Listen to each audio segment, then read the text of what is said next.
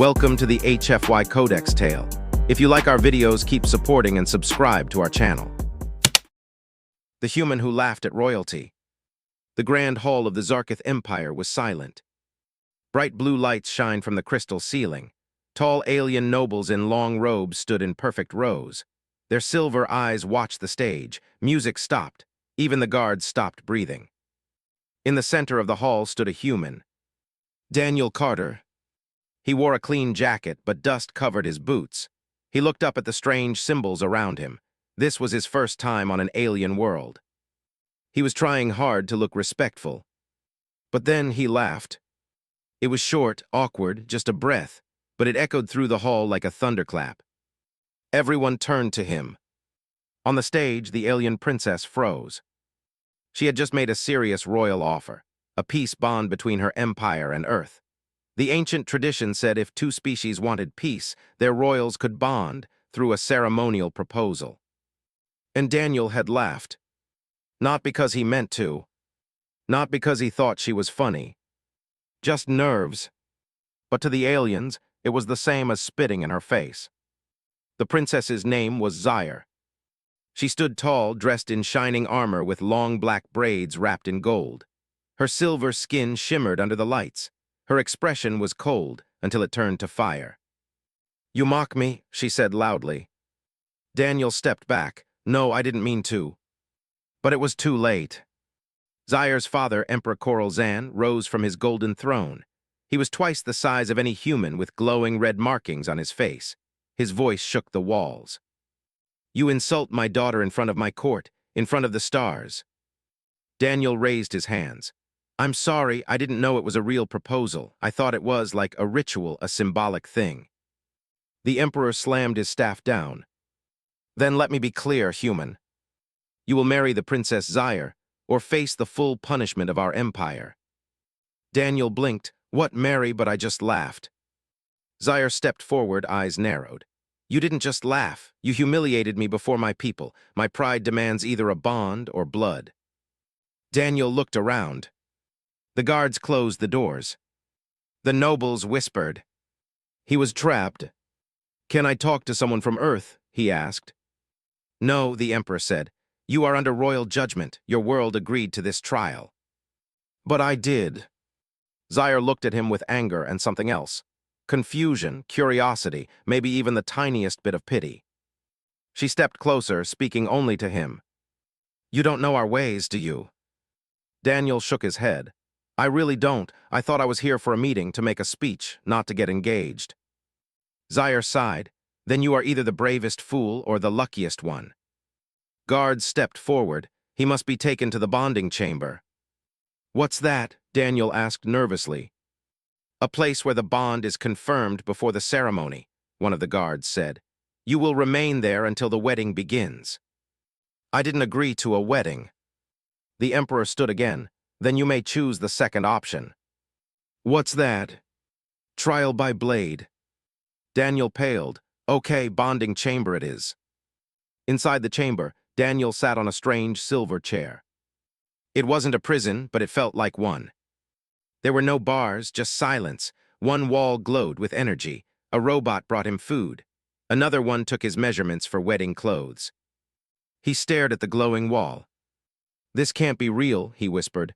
"I laughed, that's it, I laughed." Outside, Zyre stood at a window, watching the human from afar. Her advisor stepped beside her. "We can cancel the bond, demand his punishment instead." Zyre was quiet. "He insulted you," the advisor said. "Why let him live?" Zyre didn't answer right away. Then she said softly, "He didn't know, I saw it in his eyes." The advisor frowned. "That's no excuse. This marriage could weaken your image." Zyre's voice turned sharp, "Or change everything." She turned away from the window. "I will speak to him tomorrow," she said. "And if he still doesn't understand our ways, then I'll make sure he does." That night, Daniel lay on a strange bed in a strange room on a strange planet, accidentally engaged to an alien princess. And somewhere deep in the palace, Princess Zyre sharpened her blade. Because if she couldn't kill him with law, she might just kill him with tradition. She hates me, and she's my fiancée now. The next morning, Daniel heard footsteps. Heavy, sharp, angry.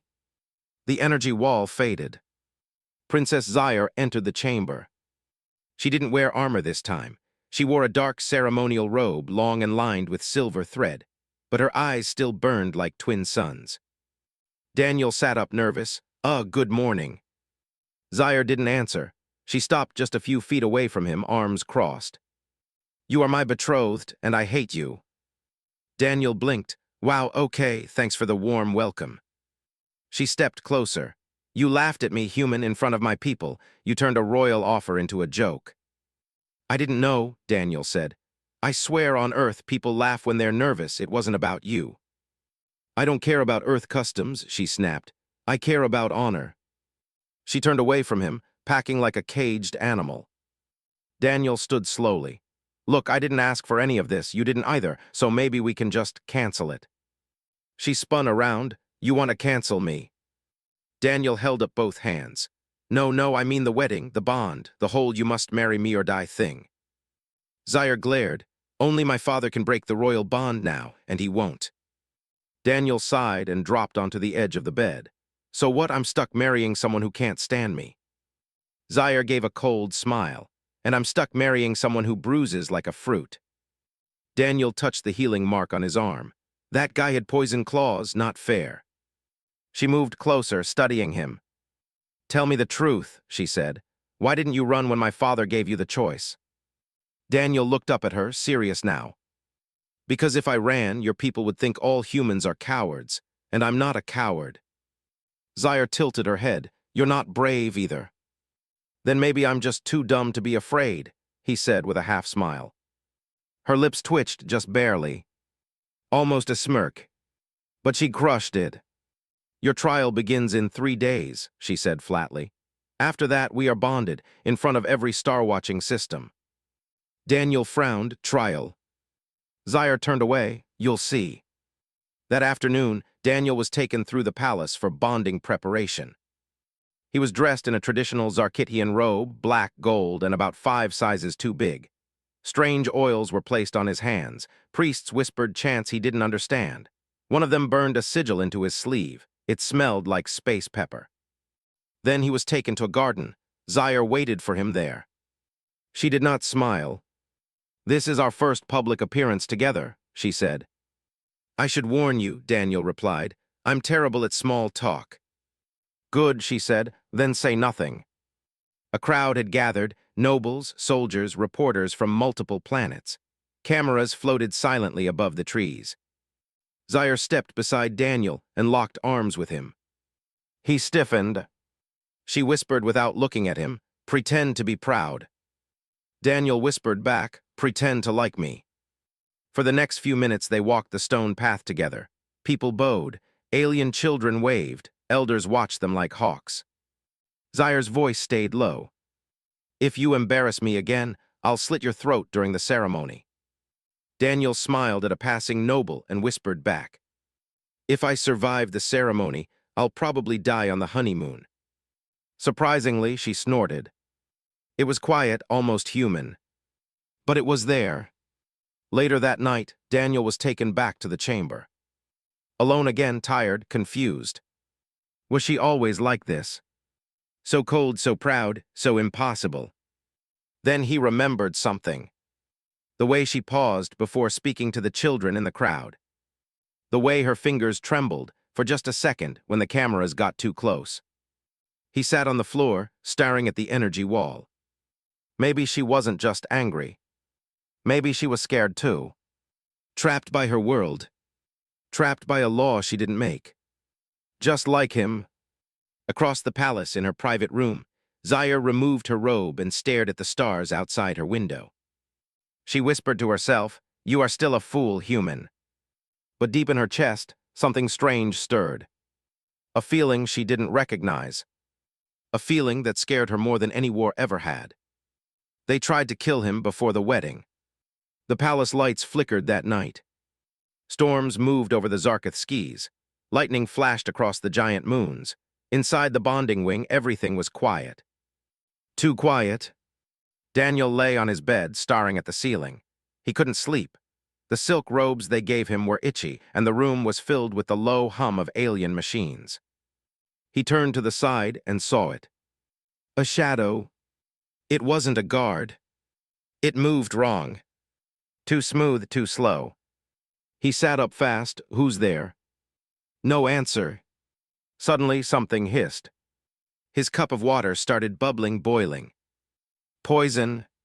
Daniel jumped back. Too late. The shadow leapt from the corner, blade in hand, glowing blue. Daniel rolled across the bed and shouted, "Guards!" The assassin lunged. Clang! A spear blocked the strike. Zaire. She stood in the doorway, armored, eyes burning. Get away from him, she growled. The assassin turned and tried to escape, but Zaire moved faster. In 2 clean steps, she spun her spear and struck hard. The attacker slammed into the wall and fell limp. Guards rushed in seconds later. Daniel stood there, shaking. He tried to kill me. Zaire didn't speak. She stared at the body. I knew this would happen, she said quietly. Daniel frowned. What do you mean? She turned to him. There are people in the Empire who don't want this wedding to happen. They think bonding with a human weakens the bloodline. Well, Daniel said, still catching his breath, they could have just sent a letter. Zaire didn't laugh this time. She looked dead serious. This was only the first.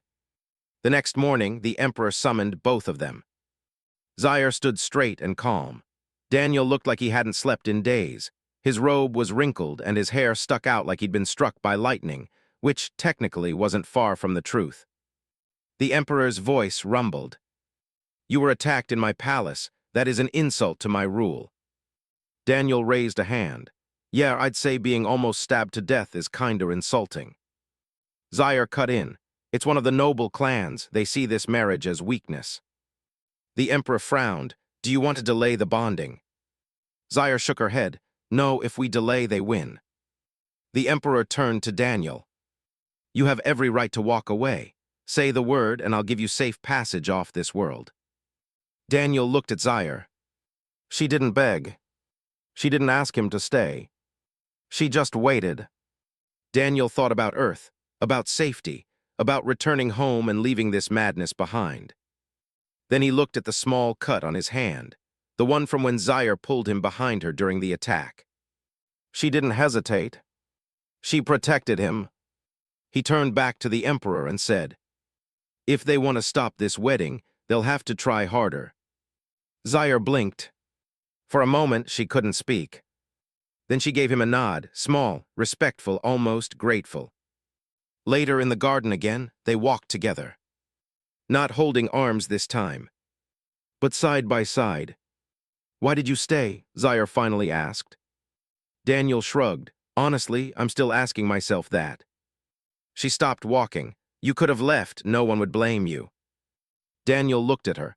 But if I left, they'd say I ran, that humans can't handle pressure, that we break under fear. Zaire looked down, and you didn't want that. Daniel smiled. No, and maybe I didn't want to leave you behind either. Her face softened, just for a second. But then she quickly turned away. Next time someone tries to kill you, she muttered, try to scream faster. Daniel chuckled, so you were worried. She didn't answer. But as they walked back to the palace, Zaire glanced sideways at him. Not with anger, not with hate, but with something else. Interest. And deep in the shadows of the outer city, another meeting began. A noble in dark robes whispered to a masked figure. The princess is starting to care for the human. Then we move quickly, the figure replied, before feelings turn to power. She challenged me to prove I was worthy. 3 days before the wedding, Zaire summoned Daniel to the palace arena. The sky was dark with clouds. The arena lights glowed blue. Alien nobles filled the upper seats, whispering, curious why the princess had called for a trial. Daniel arrived in a borrowed battle suit, stiff, too big, and missing one boot. He was still fixing the leg strap when Zaire stepped into the arena wearing full battle armor, her golden spear resting on her shoulder. Daniel looked up and froze. She didn't look angry. She looked ready. You want to marry me? she said loud enough for the crowd to hear. Then prove you're worthy. Daniel raised his hand. Wait, this wasn't in the wedding plan. The arena gates opened behind him. A huge metal door rumbled. And then a 10-foot beast walked out. Thick scales, glowing eyes, 2 tails, a roar that shook the arena floor. Daniel's jaw dropped. You brought a monster. Zaire pointed at the beast. If you want to keep your title, fight. He looked at her. You mean survive, right, because there's a big difference. She didn't answer, because the beast had already started charging. Daniel ran. The audience laughed. The beast roared again and swiped its claws, just missing Daniel's back. He rolled under a broken pillar and picked up a piece of metal. Okay, think Daniel, you've seen movies, you can do this. He tossed a piece of stone to distract the creature. It turned for a second, long enough for Daniel to climb a nearby platform. From above, he could see a weak spot near the beast's neck, where the armor didn't reach. He grabbed a loose spear from a fallen guard statue. One shot, he whispered, one very stupid shot. He jumped. The audience screamed. Clang. The spear hit. Not perfect, but enough to send the beast howling. It crashed into the arena wall and slumped down, dazed but breathing. The trial was over. Daniel lay on the ground, covered in dust and blood. The crowd was silent. Then slowly they stood. They clapped. Alien nobles, priests, soldiers. Even the emperor nodded. But Zaire just walked over to him. She stood above him, arms crossed. You should have died. Daniel groaned. You keep saying that, but I keep waking up. She offered her hand. He stared at it. Then took it. She pulled him up and didn't let go right away. Why didn't you run this time? She asked softly. Daniel looked into her eyes. Because you wanted to see if I'd fight for you. She blinked. Just once. Then let go.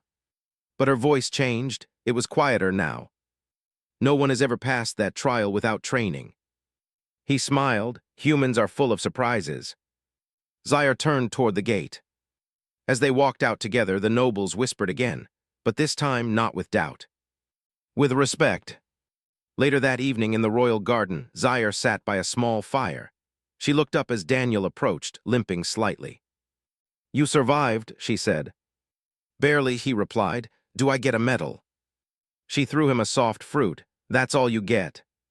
He caught it and sat down beside her. They sat in silence for a long time. Then she said, You surprised me. He glanced at her. How? I thought you were soft, she said. Weak, but you're not, you're just different. Daniel smiled. You're not exactly what I expected either. Zaire tilted her head. And what did you expect? I don't know, less deadly, more smiling. She raised an eyebrow. Keep talking like that and I'll send another beast after you. He laughed. And this time so did she. The princess and the prisoner shared a secret. The palace was quiet that night. Too quiet. Daniel walked slowly through the moonlit hallway.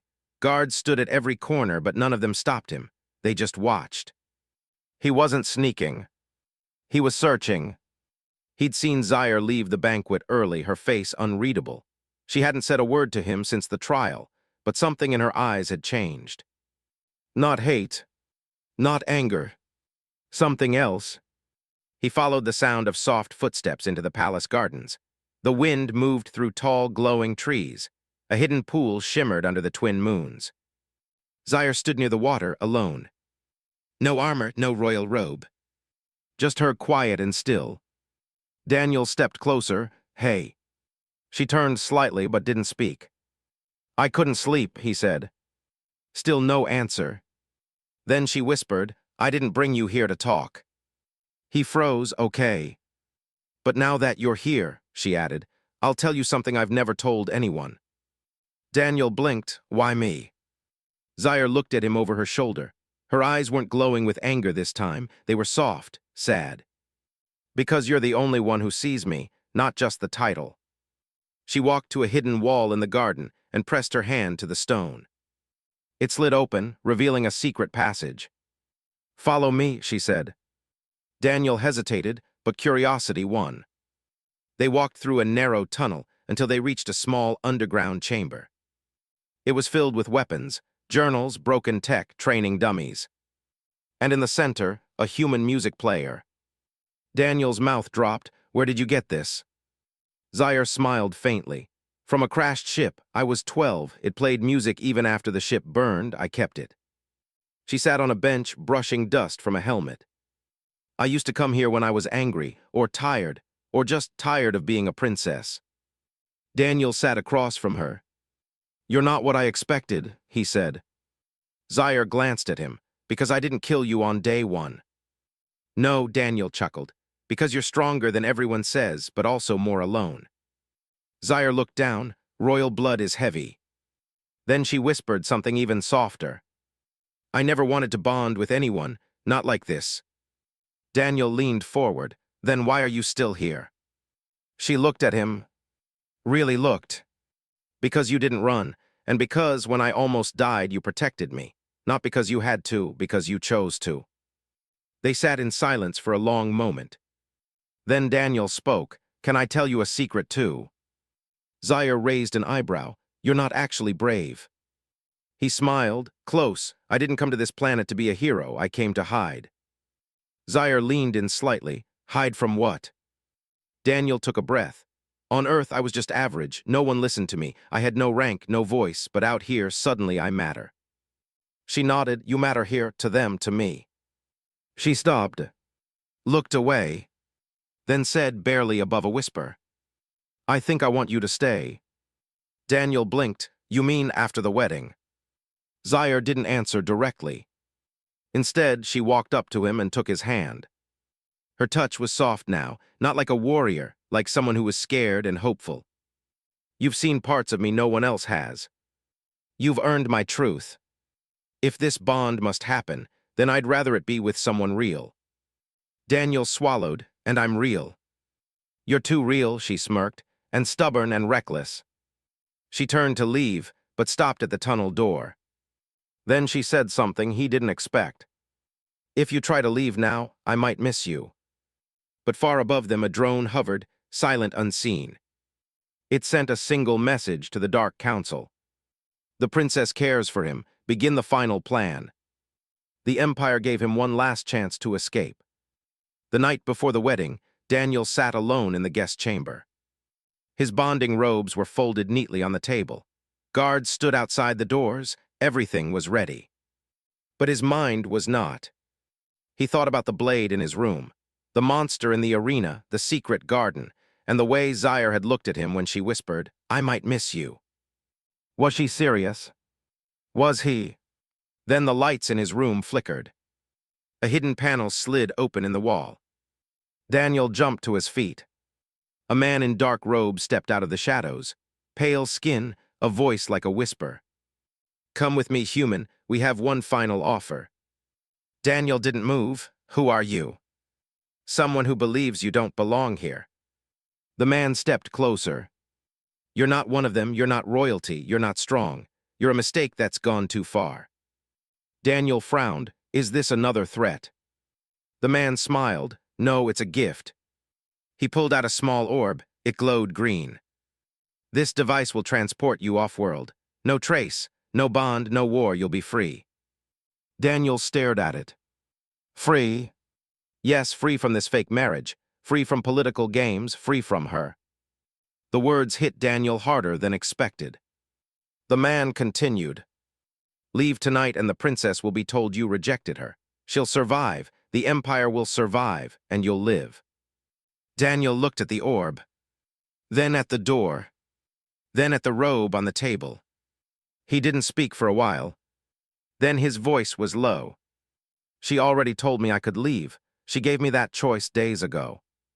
The man raised a brow. Daniel held up the orb. But you know what she didn't do. She didn't lie, she didn't sneak, she didn't try to erase me. He crushed the orb in his hand. It sparked, then fizzled out. Tell your council, Daniel said, I choose to stay. The man's smile faded. Then you choose war. No, Daniel said, I choose her. Later that night, Daniel stood by the window of his chamber. Zaire appeared beside him. He didn't hear her come in. She moved like smoke. "I heard someone visited you," she said calmly. Daniel didn't answer. She looked at him carefully. "And yet you're still here." He turned. "Were you testing me?" "No," she said, "but they were." She walked closer. Her voice dropped. "They thought you'd run. They wanted you to." Daniel took a slow breath. "You know, I almost did." Zaire raised her head slightly. "Why didn't you?" He looked at her. "Because somewhere between being insulted, stabbed, nearly eaten, and publicly humiliated, I started to care." Zaire's eyes shimmered, just for a moment. She stepped closer. "Do you care about the bond?" Daniel shook his head. "Not the bond." Her face fell slightly. He added, "I care about you." For the first time, she didn't speak like a warrior or a princess or a judge. She spoke like herself. "Soft, real.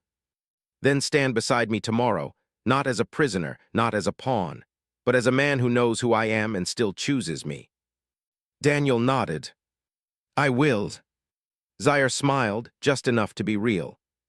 But outside the palace, high on the mountain ridge, a cloaked figure watched through a long lens. "He chose her," the voice said into a calm. "Then he dies with her." He said yes in front of the galaxy, and so did she. The royal bonding arena floated high above the planet. Surrounded by force fields, it shimmered like a jewel in the sky. Thousands of alien nobles filled the seats. Starships hovered nearby, broadcasting the ceremony to every system in the Empire and beyond. This was not just a wedding. This was a message to the galaxy. The humans stood at the edge of the bonding circle, alone, dressed in ceremonial robes of black and silver, marked by Zarkith symbols and Earth's flag on the shoulder. Daniel Carter had never felt so exposed. Above him, glowing screens showed his face on every world. He swallowed hard. Then the gate opened. She entered. Princess Zaire, wearing the white and gold armor of her ancestors. A long cape trailed behind her. Her eyes glowed silver, but her face was calm.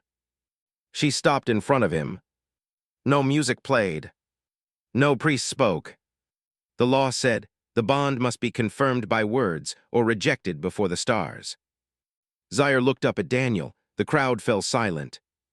"You were forced into this bond," she said loudly. "Laughed at our customs, nearly died twice, and still you stayed." Daniel nodded. "And you hated me," he replied. "Tried to break me, almost fed me to a monster, and still I came back." Some nobles chuckled, others frowned. Zaire stepped forward. "You don't belong here," she said. "Not by blood, not by birth." She paused, then added, "But somehow you belong here to me." The audience gasped. Zaire turned to the galaxy cameras. "I choose this human, not because the law says so, but because he showed me who I am when I forgot." She turned back to him. "Do you still choose me?" Daniel didn't hesitate. "I came here by accident, but I stayed by choice. You're fierce, honest, impossible to deal with, and I wouldn't want anyone else." He looked her in the eyes. "Yes, I choose you." Suddenly, the bonding circle lit up with golden light. The ground beneath their feet glowed with living energy. The ancient bond accepted their words, not forced, not feared, freely spoken. The High Elder stepped forward, voice shaking. "Then by witness of this empire and all watching stars, the bond is true." The crowd stood, but just as the cheers began, a scream cut through the air. A sniper bolt flew across the circle. "Target Daniel." But Zaire moved first. Splash! The shot hit her shoulder, glancing off her armor. Daniel dropped to cover her. Guards swarmed, the crowd panicked, ships locked weapons. But Zaire stood again, blood on her cape. Her voice thundered. "I am Ziwayari of House Zarkth. Anyone who strikes my mate strikes me." Her voice echoed through the skis. The shooter was captured within minutes, a noble traitor, one of those who feared what their bond meant. But the people had already decided. And so had the stars. Later that night, in the royal garden, Zaire sat beside Daniel beneath a glowing tree. Her arm was wrapped in bandages. His hand rested gently over hers. She whispered, "You're my husband now." He smirked, "Weird, right?" She looked at him, "You still scared?" He nodded a little. She leaned closer. "Good, so am I. That means we're alive." And under the moons of Zarkith, the human and the princess, once strangers from different worlds, sat in silence. Not because they were forced to, but because they had chosen each other. And the galaxy would never forget it. He laughed at her once and almost lost his life. But through fear, trials, and fire, he found something worth fighting for. Not power, not peace. Her